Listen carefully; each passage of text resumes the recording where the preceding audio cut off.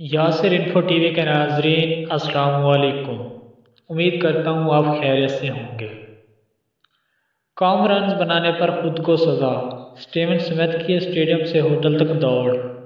Australia के बल्लेबाज Steven Smith Pakistan के खिलाफ सीरीज़ के पहले टेस्ट मैच में अच्छी कारकर्दगी का मुजाहरा करने में नाकाम रहे और सिर्फ 4 रन बनाकर यासिर शाह को विकेट दे बैठे। एक ऐसी विकेट जहां देकर ऑस्ट्रेलियन बल्लेबाज रन्स के अंबार लगा रहे थे। स्मिथ को अपनी विकेट गंवाने पर शदीद गुस्सा आया और उन्होंने मैच के बाद खुद को सजा देने की ठान ली।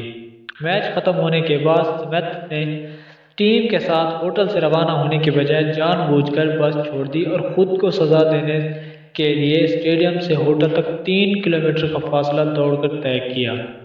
दोस्तों, मेरी आज की ये वीडियो आपको अगर अच्छी लगे तो इसको लाइक और शेयर ज़रूर कर दें और कमेंट्स लाजमी करना और इस चैनल को सब्सक्राइब करना मत भूलिएगा। शुक्रिया। अल्लाह हाफिज़।